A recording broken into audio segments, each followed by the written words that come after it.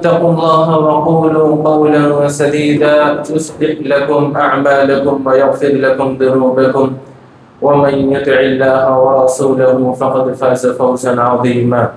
وقال تعالى في موضع آخر: يوم نقول لجهنم هل امتلأت وتقول هل من مزيد وأزلفت الجنة للمتقين غير بعيد هذا ما توعدون لكل أواب حفيظ من خشي الرحمن بالغيب وجاء بقلب منيب ادخلوها بسلام ذلك يوم الخلود.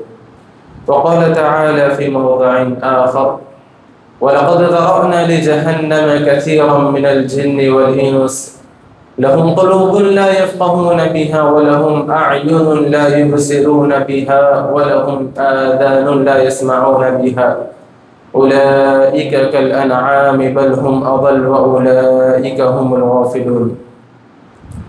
وعن النعمان بن بشير رضي الله عنهما قال: سمعت رسول الله صلى الله عليه وسلم يقول: وأهوى النعمان بإصبعيه إلى أذنيه إن الحلال بين والحرام بين وبينهما مشتبهات لا يعلمهن كثير من الناس فمن اتقى الشبهات فقد استبرأ لدينه وعرضه ومن وقع في الشبهات وقع في الحرام كالراعي يرعى حول الحمى يوشك أن يقع فيه ألا وإن لكل ملك حمى ألا وإن حمى الله محارمه ألا وإن في الجسد مضغة إذا صلحت صلح الجسد كله وإذا فسدت فسد الجسد كله ألا وهي القلب. متفق علیہ. ہر قسم کی تعریف و توصیف، بڑائی اور کبریائی، حمد و ثنا اس اللہ وحدہ لا شریک کے لیے لائق و زیبا ہے جس نے ہم تمام کو اشرف المخلوقات پیدا کیا اور امت محمدیہ میں پیدا کیا ہے. وہی اللہ تبارک و تعالی ہے جس نے یہ آسمان و زمین اور اس کے اندر بے شمار مخلوقات اور ان گنت مخلوقات کو پیدا کیا ہے اور ان تمام مخلوقات کو انسان کے فائدے اور اس کی سہولیات کے لیے بنایا ہے.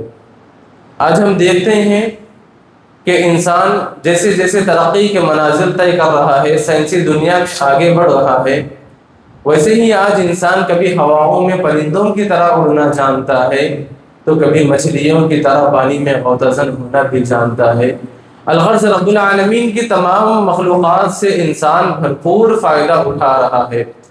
اللہ تبارک و تعالیٰ نے انسانوں کی دنیاوی نجات کے ساتھ ساتھ اخروی نجات کے لیے اور اخروی کامیابی کے لیے مختلف انبیاء علیہم السلام اور رسولوں کو مبعوث فرمایا، جن کا مقصد و مشن یہی رہا کہ بھٹکی ہوئی انسانیت کو سیدھی راہ دکھائی جائے، جہنم کی طرف چلنے والی انسانیت کو جنت کا راستہ دکھایا جائے اور باطل کے راستے پر چلنے والی انسانیت کو حق کا راستہ دکھایا جائے. آج ہم مسلمان ہیں تو الحمدللہ یہ اللہ تبارک و تعالیٰ کے فضل کے بعد انبیاء علیہم السلام اور سلف صالحین کی محنتوں کا نتیجہ اور ثمرہ ہے.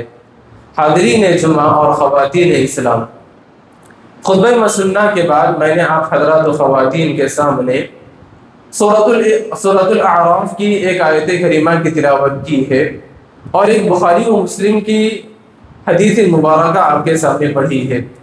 جو آیت کریمہ آپ کے سامنے پڑھی گئی اس آیت کریمہ میں اللہ تبارک و تعالیٰ ارشاد فرماتا ہے: وَلَقَدْ ذَرَأْنَا لِجَهَنَّمَ كَثِيرًا مِنَ الْجِنِّ وَالْإِنسِ، ہم نے جہنم کو تیار کیا ہے اور ہم جہنم کو بھرنے والے ہیں انسانوں کے ذریعے اور جنوں کے ذریعے. وہ کون لوگ ہیں جن کے ذریعے جہنم کو بھرا جائے گا؟ ان کی علامتیں کیا ہیں؟ اللہ نے آگے فرمایا کہ لہم قلوب لا یفقہون بہا، ان کی علامتیں یہ ہیں کہ ان کے پاس کہنے کو دل تو ہیں لیکن وہ دل سے سمجھنے کا کام نہیں لیتے. وَلَهُمْ أَعْيُنٌ لَا يُبْصِرُونَ بِهَا، کہنے کو ان کے پاس آنکھیں تو ہیں لیکن ان آنکھوں سے وہ نہیں دیکھتے جو رب ان کو دکھانا چاہتا ہے. وَلَهُمْ آذَانٌ لَا يَسْمَعُونَ بِهَا، ان کے پاس کہنے کو تو کان تو ہیں لیکن ان کانوں سے وہ چیزیں نہیں سنتے جو چیزیں اللہ تبارک و تعالیٰ کی معرفت اور اللہ تبارک و تعالیٰ کو پہچاننے کا ذریعہ بنتی ہیں. آگے اللہ تعالیٰ نے فرمایا اولئک کالانعام، یہ ایسے لوگ ہیں جو جانوروں کی طرح ہیں، بل ہم اضل، جانور نہیں بلکہ جانوروں سے بھی گئے گزرے ہیں، واولئک هم الغافلون، یہی لوگ غفلت میں پڑے ہوئے ہیں۔ حضرات، ابھی میں نے آپ لوگوں کے سامنے آیت کریمہ کا ترجمہ پیش کیا ہے۔ اس آیت کریمہ سے ہم اور آپ اندازہ لگا سکتے ہیں کہ اللہ تبارک و تعالیٰ نے انسانوں میں ایک بہت بڑی جماعت ایسے پیدا کی ہے جو حق کو جاننے کے بعد حق پر عمل نہیں کرتے، اور حق ان کے سامنے آتا ہے لیکن اس حق کو پہچاننے کی اور اس پر عمل کرنے کی کوشش نہیں کرتے ہیں، وہ غفلت کے شکار ہیں اور غفلت میں مبتلا ہے۔ محترم حضرات، جو ہمارا دل ہے یہ اللہ تبارک و تعالیٰ کی جانب سے بہت بڑی نعمت ہے۔ جو حدیث آپ کے سامنے پڑھی گئی، اللہ کے نبی صلی اللہ علیہ وسلم نے حدیث میں فرمایا کہ اذا صلحت صلح الجسد كله، اگر دل سدھرا رہے، اگر دل صحیح رہے تو اس کا پورا جسم صحیح ہے، اور اگر دل بگڑ جائے تو اذا فسدت فسد الجسد كله، اگر دل بگڑ جائے تو اس کا پورا جسم بگڑا ہوا ہے، اس کا پورا جسم خراب ہے۔ تو معلوم یہ ہوا کہ انسان کے جسم کے اندر ایک لوتھڑا ایسا ہے اور ایک ٹکڑا ایسا ہے جس کو اللہ تبارک و تعالیٰ نے مرکز کی حیثیت عطا کی ہے، اور وہ دل کی حیثیت ہے۔ اور انسان کا دل اگر سدھرا رہے، اگر انسان کا دل کامیاب رہے تو اس کی زندگی کامیاب ہے اور اس کا پورا جسم صحیح ہے، اور اگر اس کا دل بیمار ہو جائے اور اس کا دل قسوت قلبی کا شکار ہو جائے تو یاد رکھے اس کی زندگی برباد ہے، اس کا جسم خراب ہے اور اس کی آخرت بھی برباد ہونے والی ہے۔ محترم حضرات، اگر ہم طبی اعتبار سے دیکھا جائے، طبی اعتبار سے اگر ہم دیکھیں، ڈاکٹر کے پاس اگر ہم جاتے ہیں، ہمارے دل کے اندر اگر درد ہوتا ہے، ہمارے دل کے اندر کچھ شکایت اگر ہمیں محسوس ہوتی ہے تو ڈاکٹرز ان سمٹمز کو دیکھ کر اور ان علامتوں کو دیکھ کر پہچان لیتا ہے کہ یہ پیشنٹ اور یہ مریض دل کا مریض ہے اور یہ ہارٹ کا پیشنٹ ہے۔ اور ویسے ہی شریعت اسلامیہ کے نزدیک کچھ علامتیں ہیں، ان علامتوں کو دیکھ کر ہم یہ اندازہ لگا سکتے ہیں کہ کون سے آدمی کا دل بیمار ہو چکا ہے اور کس آدمی کا دل قسوت قلبی کا شکار ہو چکا ہے۔ یاد رکھیں، اگر کسی آدمی کا دل بیمار ہو جاتا ہے، کسی آدمی کا دل اگر قسوت قلبی کا شکار ہو جاتا ہے تو یہ اللہ تبارک و تعالیٰ کی جانب سے بہت بڑی مار ہے اور اللہ تبارک و تعالیٰ کی جانب سے بہت بڑی سزا ہے۔ اللہ تبارک و تعالیٰ نے اہل کتاب کے تعلق سے فرمایا تھا فَوَيْلٌ لِّلْقَاسِيَةِ قُلُوبُهُم مِّن ذِكْرِ اللَّهِ، بربادی ہے ان لوگوں کے لیے، ویل ہے ان لوگوں کے لیے جن کے پاس کہنے کو تو دل ہے لیکن اس دل سے وہ اللہ تبارک و تعالیٰ کو پہچاننے کا کام نہیں لیتے، اس دل کے اندر اللہ تبارک و تعالیٰ کا ذکر اور اللہ تبارک و تعالیٰ کی خشیت بیٹھا نہیں کرتی۔ ایسے دلوں کے لیے اللہ تبارک و تعالیٰ کی جانب سے ویل ہے اور بربادی ہے۔ محترم حضرات، آج بھی ہمارے دل ایسے ہی کچھ نظر آتے ہیں۔ آج کہنے کو تو ہمارے پاس دل ہیں اور کہنے کو تو وہ صحت مند دل کہلاتے ہیں، لیکن شریعت کی نظر میں وہ بہت بڑے بیمار ہیں۔ کچھ علامتیں ہیں، علماء اکرام نے لکھا ہے کہ اگر ہم یہ دیکھنا چاہتے ہیں کہ ہمارا دل زندہ ہے یا مردہ ہے تو اس کی علامت یہ ہے کہ آپ قرآن مجید کی تلاوت کرو۔ قرآن مجید کی تلاوت کے وقت اگر آپ کو رونا آتا ہے تو سمجھ جاؤ کہ آپ کا دل ابھی زندہ ہے، آپ کے دل کے اندر ابھی حیا باقی ہے اور آپ کے دل کے اندر چاشنگی باقی ہے۔ اگر آپ کو قرآن مجید پڑھنا نہیں آتا ہے تو رونے کی کیفیت پیدا کرو۔ اگر تمہیں رونا نہیں آ رہا ہے، رونے کی کیفیت تم پیدا نہیں کر سک رہے ہو تو یاد رکھو تم اللہ تبارک و تعالیٰ سے ایک نیا دل مانگو۔ تمہارا دل مردہ ہو چکا ہے، تمہارا دل بیمار ہو چکا ہے۔ لہٰذا آج ہمارے دلوں کی ویسے ہی کچھ کیفیت آج ہمارے پاس ہے۔ آج ہمارے پاس کئی بیواؤں کی رپورٹ آتی ہے لیکن آج ہمیں کوئی چیز محسوس نہیں ہوتی۔ آج ہمارے پاس کئی یتیموں کا تذکرہ کیا جاتا ہے لیکن آج ہمیں ان یتیموں کا تذکرہ سننے کے بعد بھی ہمارے دل ترس نہیں کھاتے ہیں۔ اور آج ہمارے پاس بہت سارے لوگ بیمار ہوتے ہیں، ان بیماروں کو دیکھ کر ہمارا دل ترس نہیں کھاتا ہے، اور کہنے کو تو ہم مساجد چلے آتے ہیں عبادت کے لیے، ان عبادتوں میں لذت محسوس نہیں ہوتی ہے۔ ہم قرآن مجید کی تلاوت کرتے ہیں, ہم نمازوں کے پابند ہیں, لیکن ان نمازوں سے ہمیں سکون نہیں ملتا, ہمیں ان قرآن مجید کی تلاوت سے ہمارے دلوں کو آرام اور راحت نہیں ملتی ہے.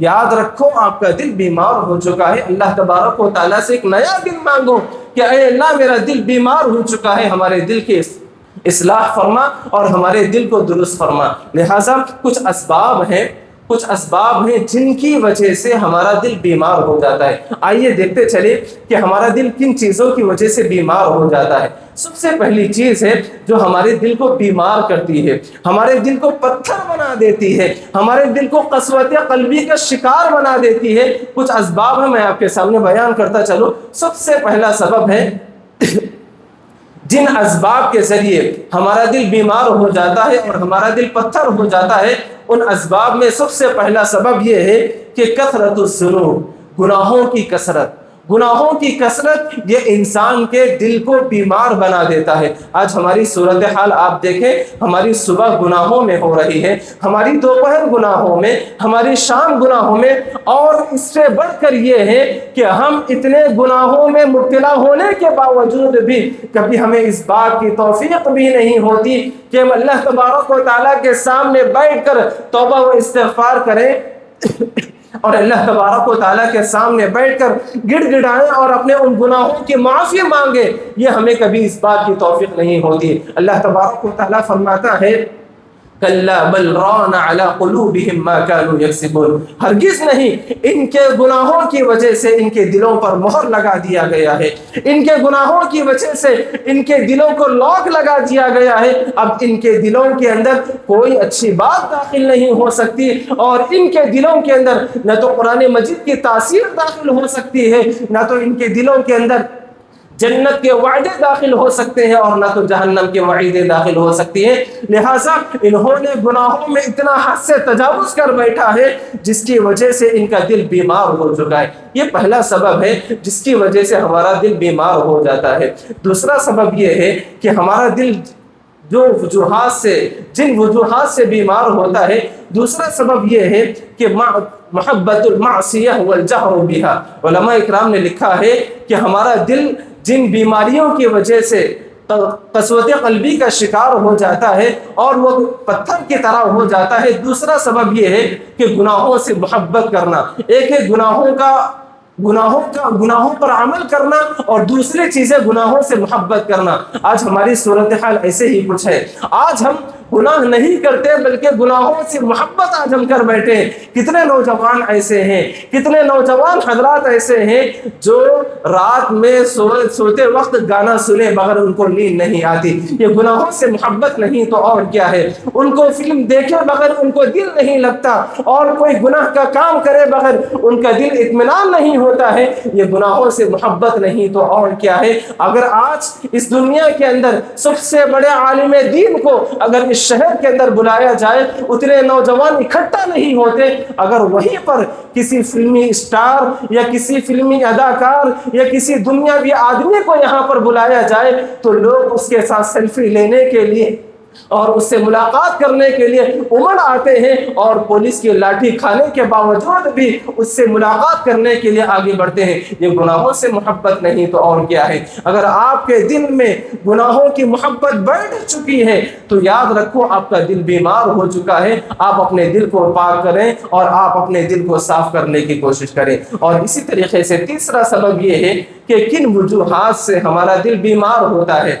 یاد رکھیں یہ تمام چیزیں ہم اپنے دلوں کا جائزہ لیں کہ میرا دل کس بیماری کا ملوث ہو چکا ہے, میرا دل کس بیماری کے اندر پڑا ہوا ہے, اور مجھے کن بیماریوں سے اپنے آپ کو اور اپنے دل کو پاک و صاف کرنے کی ضرورت ہے. ہم اپنے آپ کا جائزہ کریں اور اپنے آپ کو ٹٹول کر دیکھیں. تیسرا سبب یہ ہے کہ بہت سارے علماء اکرام نے لکھا ہے کہ دنیا کی طرف مکمل طور پر مائل ہو جانا, دنیا کی طرف مکمل طور پر مائل ہو جانا. ہمارا مقصد کیا ہے, ہم کو یہاں پر کیوں بھیجا گیا, ہمارا وجود کیوں ہوا, ہم یہاں پر اللہ تبارک و تعالیٰ نے یہاں پر ہم کو کیوں بھیجا ہے, اس کا مقصد کیا ہے, اس کا ریزن کیا ہے. اللہ تبارک و تعالیٰ نے فرمایا کہ میں نے بندوں کو اس لیے پیدا کیا کہ وہ میری بندگی کرے اور نبی علیہ السلام کی تعلیمات پر عمل کرے. یہ ہمارا مقصد وجود ہے. یہ ہمارے یہاں آنے کا، بھیجے جانے کا مقصد ہے۔ اگر ہم اس مقصد کو فراموش کر کر اور اس مقصد کو بالائے طاق رکھ کر اگر ہم مکمل طور پر دنیا کے ہو جاتے ہیں اور دنیا کی طرف مائل ہو جاتے ہیں تو یاد رکھو یہ آپ کا دل بیمار ہو چکا ہے، اور یہ وہی آدمی کر سکتا ہے جس کے دل کے اندر دنیا کی محبت بیٹھ چکی ہے۔ دیکھیں ایک بات یاد رکھیں، دنیا میں جینا حرام نہیں ہے، لیکن دنیا کے اندر مکمل طور پر اپنے آپ کو ملوث کر جانا اور اتنے آپ کو ڈبا کر رکھنا کہ ہم کو آخرت سے غفلت ہو چکی ہے اور ہم کو اللہ تبارک و تعالیٰ سے ملاقات کی امید نہیں ہے، اور ہم کو اللہ تبارک و تعالیٰ کی جنت اور جہنم کا کوئی ڈر اور شوق نہیں ہے۔ اس طرح کا جینا اللہ تبارک و تعالیٰ کی نظر میں حرام ہے۔ اللہ تبارک و تعالیٰ فرماتا ہے ان الذين لا يرجون لقاءنا ورضوا بالحياة الدنيا واطمأنوا بها والذين هم عن آياتنا غافلون۔ لوگوں میں بہت سارے لوگ ایسے ہیں جو دنیاوی اعتبار سے اطمینان ہو چکے ہیں کہ ان کو دنیا میں ہی رہنا ہے، دنیا میں ہی ان کو زندگی گزارنا ہے اور ان کو دنیا چھوڑ کر کبھی جانا نہیں ہے، اور وہ اللہ تبارک و تعالیٰ سے غافل ہو چکے ہیں۔ ایسے لوگوں کو آپ یہ پیغام سنا دیجئے، یہ بہت بڑی غفلت کے شکار ہے اور اللہ تبارک و تعالیٰ کی جانب سے ان پر غفلت کی مار پڑی ہوئی ہے۔ اللہ تبارک و تعالیٰ نے جہنمیوں کو جہنم میں ڈالنے کے بعد ان کی طرف اشارہ کرتے ہوئے کہے گا کلا بل تحبون العاجلہ، یہ وہ لوگ ہیں جو جہنم میں جل رہے ہیں، جہنم میں مارے جا رہے ہیں، جہنم میں پیسے جا رہے ہیں، جہنم میں عذاب دیے جا رہے ہیں، اور یہ وہ لوگ ہیں جو دنیا سے محبت کرنے والے تھے اور آخرت پر ان کا ایمان نہیں تھا اور آخرت کو یہ فراموش کر بیٹھے تھے۔ لہٰذا اگر یہ وصف اور یہ چیز اگر ہمارے دلوں کے اندر پائی جاتی ہے تو آج ہمارے پاس وقت ہے ہم اپنے دلوں سے دنیا کی محبت کو ختم کریں۔ اللہ کے نبی صلی اللہ علیہ وسلم نے فرمایا یہ دنیا تمہارے لیے بنائی گئی ہے، تم اس دنیا کے لیے نہیں بنائے گئے ہو، تم آخرت کے لیے بنائے گئے ہو، تم آخرت کی تیاری کرو۔ اللہ تبارک و تعالیٰ اس دنیا کو اور اس دنیا کو تمہارے پیچھے چلائے گا۔ لہٰذا ایک مومن وہ ہوتا ہے جو اس دنیا کے اندر دنیا کے لیے نہیں جیتا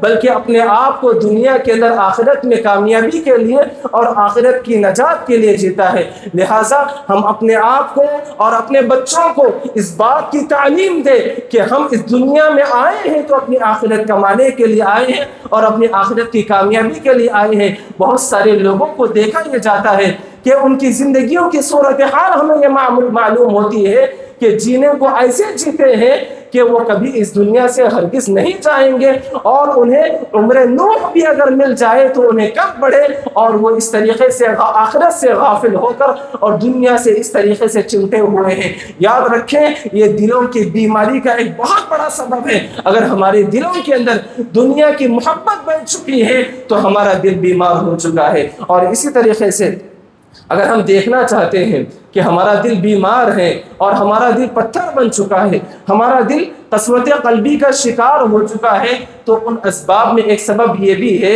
کہ اللہ تبارک و تعالیٰ کی جو نشانیاں ہیں، جو قدرتی نشانیاں ہیں، ان کو دیکھ کر عبرت حاصل کرنا، ان کو دیکھ کر نصیحت حاصل کرنا۔ اگر ان کو دیکھ کر نصیحت حاصل نہیں کرتے ہیں اور ان کو دیکھ کر عبرت حاصل نہیں کرتے ہیں تو یاد رکھیں ہمارا دل بیمار ہو چکا ہے۔ قرآن مجید کا مطالعہ ہمیں یہ بتاتا ہے کہ بنو اسرائیل اور اس طریقے سے کئی انبیاء علیہ السلام کے واقعات کو اللہ تبارک و تعالیٰ نے قرآن مجید میں جا بجا بیان فرمایا ہے۔ ایک نبی علیہ السلام گزرے ہیں، حضرت صالح علیہ السلام۔ حضرت صالح علیہ السلام کے بہت سارے معجزات ہیں۔ ان معجزات میں ایک معجزہ یہ ہے کہ ان کی قوم والوں نے یہ مطالبہ کیا تھا کہ اے صالح اگر آپ نیک ہوں اور آپ نبی ہوں تو ہمارا یہ مطالبہ ہے کہ آپ اس پہاڑ کے نیچے سے، اس چٹان کے نیچے سے ایک اونٹنی پر نکالیں اور اس اونٹنی سے بچہ پیدا ہو جائے۔ سبحان اللہ، یہ اتنا بڑا معجزہ تھا اور یہ اتنی بڑی کرامت تھی، پوری دنیا مل کر بھی یہ کام نہیں کر سکتی تھی، لیکن حضرت نوح علیہ السلام اپنی قوم کی ایمان کی فکر کرتے ہوئے اور اپنے قوم کے ایمان کی طرف کے لیے اللہ تبارک و تعالیٰ سے دعا مانگی اور اللہ تبارک و تعالیٰ نے اس قوم کو وہ معجزہ کر دکھایا۔ سبحان اللہ، جب انہوں نے یہ معجزہ دیکھا اور ایمان لانے کے بجائے، عبرت حاصل کرنے کے بجائے، نصیحت حاصل کرنے کے بجائے جائے وہ منہ پھیر کر چلے جانے لگے۔ اور اسی طریقے سے بنو اسرائیل کے کئی واقعات ہیں اللہ تبارک و تعالیٰ نے سورۃ البقرہ کے اندر بیان فرمایا۔ حضرت موسیٰ علیہ السلام کی زندگی آپ پڑھ کر دیکھیں۔ حضرت موسیٰ علیہ السلام کو جو عصا دیا گیا تھا، جو لاٹھی دی گئی تھی، وہ اتنا ایسا معجزہ تھا کہ اگر پتھر پر مارا جائے تو پتھر سے پانی نکل آتا، اور پانی پر مارا جائے تو پتھر بن جاتا، یعنی راستہ ہموار کرتا۔ اسی طریقے سے آپ دیکھیں حضرت موسیٰ علیہ السلام کی قوم میں ایک آدمی کا انتقال ہو گیا تھا، ایک شخص کا انتقال ہو گیا تھا۔ لوگوں نے پوچھا کہ کس نے قتل کیا؟ تمام لوگوں نے کہا کہ مجھے نہیں معلوم، میں نے نہیں دیکھا، میں نے نہیں سنا، مجھے نہیں معلوم۔ کسی کو نہیں معلوم ہو رہا تھا کہ اس آدمی کا کس نے انتقال کیا ہے۔ سبحان اللہ، ایسے وقت میں اللہ تبارک و تعالیٰ نے ایسا معجزہ ظاہر کیا کہ اللہ تبارک و تعالیٰ نے حکم دیا کہ وہاں پر ایک گائے کو ذبح کیا جائے، اور اس گائے کا گوشت لے کر اس مقتول جو مرا ہوا آدمی ہے اس کے جسم پر مارا جائے، اور وہ آدمی اللہ کے حکم سے اٹھے گا اور اپنے قاتل کا نام، جو اس نے قتل کیا ہے، جس نے قتل کیا ہے، اس کا نام بتائے گا، پھر مر جائے گا۔ سبحان اللہ، اتنا بڑا معجزہ، اتنی بڑی نشانی اللہ تبارک و تعالیٰ نے بنو اسرائیل کو دکھائی۔ بتانے کا مقصد یہ ہے کہ اللہ تبارک و تعالیٰ نے بنو اسرائیل کی قوم کو، اور اسی طریقے سے بے شمار انبیاء کی قوموں کو بے شمار نصیحتیں بتائی گئی اور ان کو معجزے دکھائے گئے۔ یہ اس لیے دکھائے گئے کہ وہ ایمان لے کر آئیں اور ان کے دلوں کی اصلاح ہو جائے۔ لیکن جب وہ لوگ ایمان لانے سے پیچھے ہٹ گئے تھے، اور جب وہ لوگ ایمان لانے کے بجائے پیچھے ہٹ رہے تھے، اللہ تبارک و تعالیٰ نے آگے فرمایا ثم قست قلوبکم من بعد ذلک، تمہارے دلوں تو پتھر بن چکے ہیں۔ یہ پتھر ہیں جن سے کبھی پانی نکل آتا ہے، اور یہ پتھر ہیں جو کبھی اللہ تبارک و تعالیٰ کے ڈر سے پھٹ جاتے ہیں، اور یہ پتھر ہیں جن کے سینے سے پانی بہ پڑتا ہے۔ یہ پتھروں سے زیادہ تمہارے دل پتھر سخت ہو چکے ہیں۔ یہ اللہ تبارک و تعالیٰ نے ان کی نشانیوں کو بیان کرنے کے بعد یہ بیان فرمایا کہ تمہارے دل پتھر ہو چکے، تم ایمان نہیں لا سکتے اور تم عبرت حاصل نہیں کر سکتے۔ لہٰذا آج بھی ہمارے اس معاشرے کے اندر آپ دیکھیں کتنی اللہ تبارک و تعالیٰ کی نشانیاں ہم دیکھتے ہیں، کتنی قدرتی مناظر ہم دیکھتے ہیں۔ یہ آسمان کسی معجزے سے کم نہیں، یہ زمین کسی معجزے سے کم نہیں۔ بغیر پلیر کے، بغیر سہارے کے اتنا بڑا آسمان ہمارے لیے تیار کیا گیا ہے، اور اتنی بڑی زمین ہمارے لیے میسر کی گئی ہے، اور اس کے اندر بے شمار مخلوقات اللہ تبارک و تعالیٰ نے ہمارے لیے پیدا کیا ہے۔ اگر ان قدرتی نشانیوں کو دیکھنے کے باوجود اگر ہم ایمان نہیں لاتے اور ہم اپنے دلوں کی اصلاح نہیں کرتے ہیں، تو یاد رکھیں ہم جانور نہیں بلکہ جانوروں سے بھی گئے گزرے ہیں۔ یہ اللہ تبارک و تعالیٰ کا قانون اور اللہ تبارک و تعالیٰ کی تعلیمات ہے۔ لہٰذا اسی طریقے سے آپ دیکھیں کووڈ-19 جو کرونا کی جو بیماری آئی ہے، یہ اللہ تبارک و تعالیٰ کی قدرتی نشانی نہیں تو اور کیا ہے؟ پوری دنیا اس بات کو یاد رکھے گی، اور تاریخ میں یہ چیز لکھی جائے گی کہ پوری دنیا اس بیماری کو مٹانے کے لیے اور اس بیماری کا مقابلہ کرنے کے لیے، اور آج اس سائنسی ترقی دنیا کے اندر جو ہر طور پر دنیا کے ہر کامیابی کے لیے آگے بڑھ رہی ہے، اور سائنسی ترقی کے اندر دنیا آسمان کو چھو رہی ہے، ایسے وقت میں ایک چھوٹی سی بیماری جو دیکھنے میں نظر تک نہیں آتی ہے، جو نزلہ اور کھانسی کی بیماری ہے، اور یہ بیماری پھیلتے پھیلتے لوگوں کے سینوں تک جا رہی ہے، اور وہ لوگ انتقال کر رہے ہیں۔ بڑے سے بڑے ڈاکٹرز اور بڑے سے بڑے سائنٹسٹ اس بیماری کا علاج نکالنے سے اور اس بیماری کا دوا نکالنے سے قاصر رہے ہیں۔ یہ اللہ تبارک و تعالیٰ کی نشانی نہیں تو اور کیا ہے؟ یہ اللہ تبارک و تعالیٰ کی قدرت نہیں تو اور کیا ہے؟ یہ اللہ تبارک و تعالیٰ کی نشانیاں ہیں۔ یہ اللہ کی نشانیاں اس لیے ظاہر ہوتی ہیں، لہٰذا تم اپنے دلوں کی اصلاح پیدا کرو اور اپنے دلوں کے اندر تقوی اختیار کرو۔ اگر تمہارا دل ان نشانیوں کو دیکھنے کے باوجود بھی ایمان نہیں لاتا ہے اور اصلاح نہیں ہوتی ہے، تو یاد رکھو تمہارا دل بیمار ہو چکا ہے۔ اور اسی طریقے سے جن اسباب کے ذریعے ہمارا دل بیمار ہو جاتا ہے، جن اسباب کے ذریعے ہمارا دل قسوت قلبی کا شکار ہو جاتا ہے، وہ ان اسباب میں ایک سبب یہ ہے کہ تصور آخرت کو بھلا دینا، آخرت جو آنے والی ہے، ایک ایمان والے کا ایمان ہوتا ہے کہ آخرت آنے والی ہے اور ہم کو جنت یا جہنم میں داخل ہونا ہے، ہم کو حساب و کتاب دینا ہے، ہم کو اللہ تبارک و تعالیٰ کے سامنے کھڑے ہو کر جواب دینا ہے، زندگی کے بارے میں سوالات ہوں گے۔ ان تمام چیزوں کے بارے میں جو تصور ہم کو آخرت کے تعلق سے قرآن اور احادیث کے اندر دیا گیا ہے، اس تصور کو بھلا دینا اور اس تصور کو فراموش کر دینا۔ اگر کسی انسان کے دل میں یہ تصور داخل نہیں ہوتا ہے تو یاد رکھو آپ کا دل بیمار ہو چکا ہے۔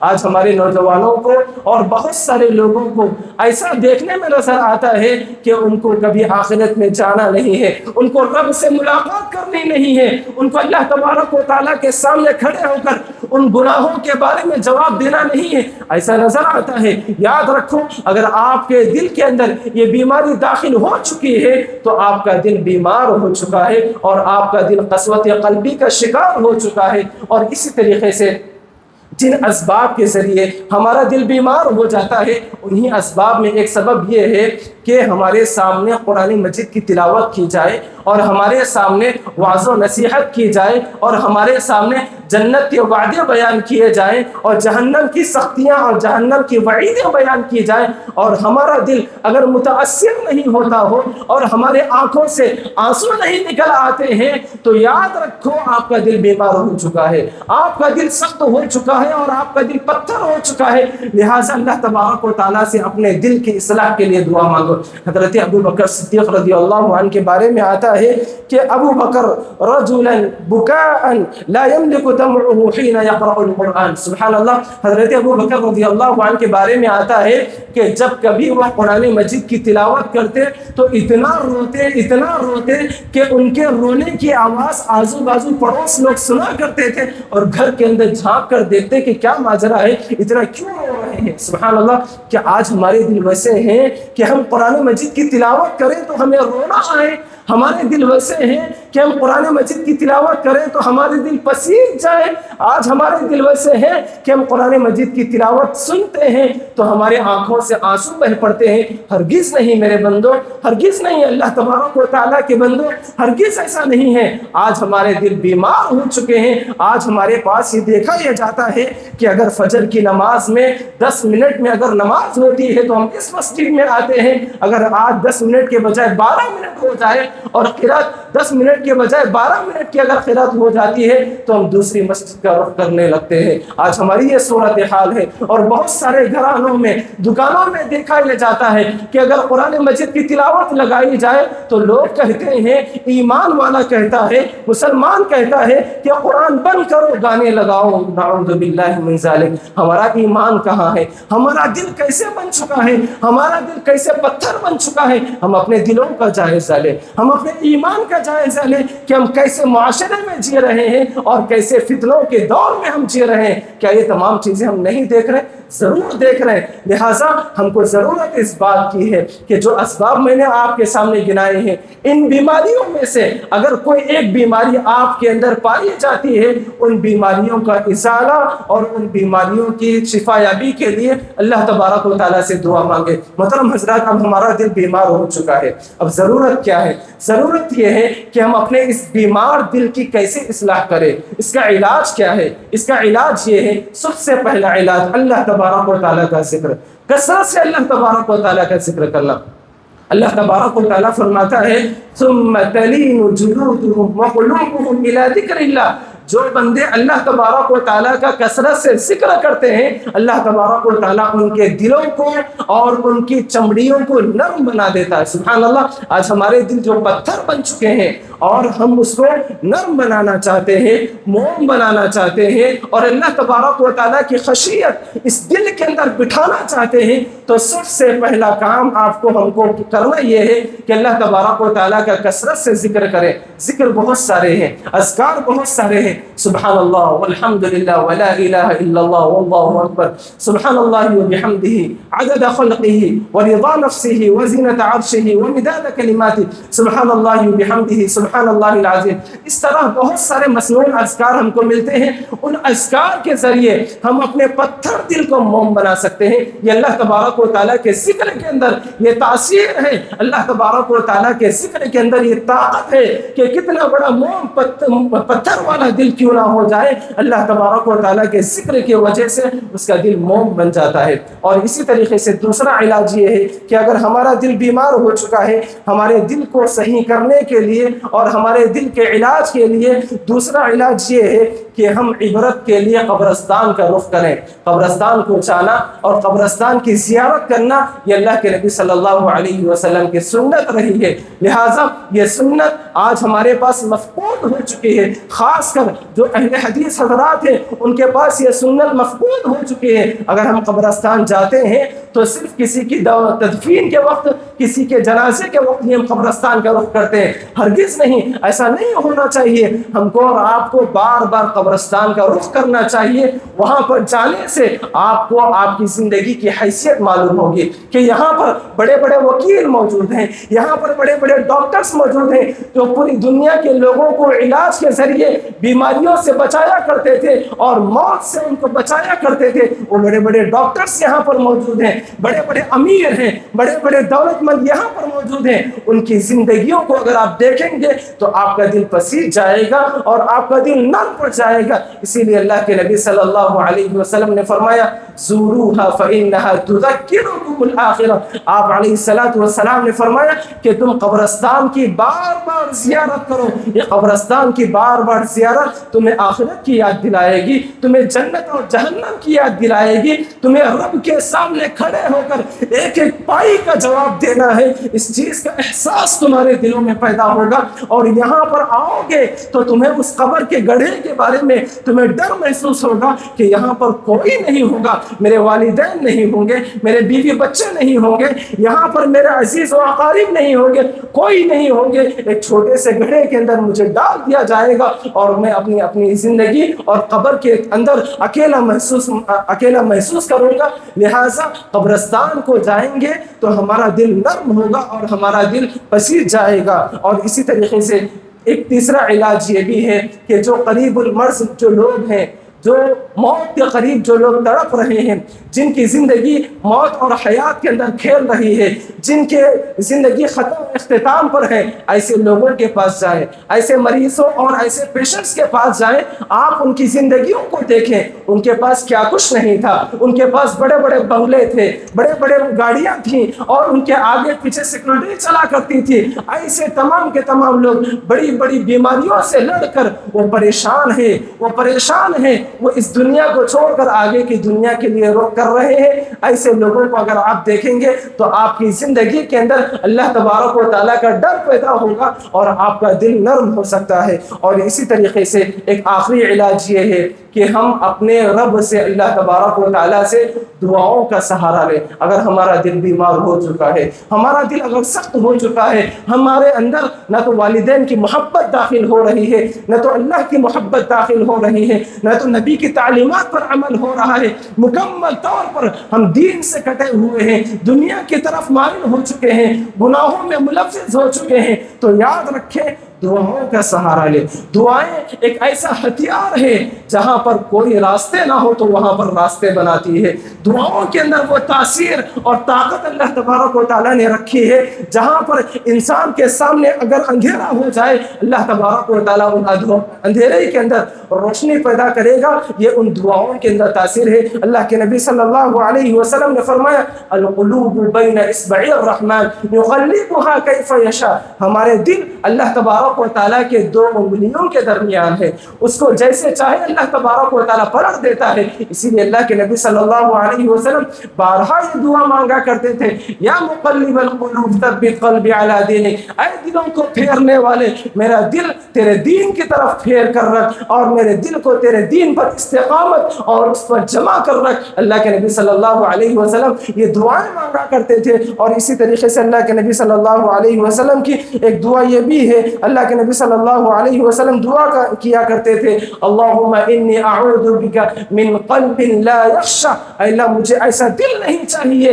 جس دل کے اندر تیرا ڈر داخل نہ ہو سکے، اے اللہ مجھے ایسا دل نہیں چاہیے جس دل کے اندر تیری عظمت داخل نہ ہو، اے اللہ میں ایسے دل سے پناہ چاہتا ہوں جس دل کے اندر گناہ داخل ہو رہے ہوں اور معصیت داخل ہو رہی ہو اور اس گناہوں کی وجہ سے تو ناراض ہو رہا ہو اور تیری خشیت داخل نہیں ہو سک رہی ہے، اے اللہ ایسے دل سے میں تیری پناہ چاہتا ہوں۔ لہٰذا اللہ کے نبی صلی اللہ علیہ وسلم کو دعاؤں کی ضرورت نہیں تھی، لیکن آپ اپنی امت کو سبق دینے کے لیے اور اپنی امت کو آگاہ کرنے کے لیے آپ نے بہت ساری دعائیں ہم کو بتائی ہیں، ان دعاؤں کے ذریعے ہم اپنے دلوں کی اصلاح کر سکتے ہیں۔ بہت سارے اسباب ہیں، اگر ہمارا دل بیمار ہو چکا ہے تو یاد رکھیں ان اسباب کے ذریعے اور اس علاج کے ذریعے ہم اپنے دلوں کا اصلاح کر سکتے ہیں اور ہم اپنے دلوں کو شفایابی بنا سکتے ہیں۔ لہٰذا انہی باتوں پر اپنی بات کو ختم کرتے ہوئے یہی میسج دینا چاہتا ہوں کہ ہم اپنے دلوں کی اصلاح کریں۔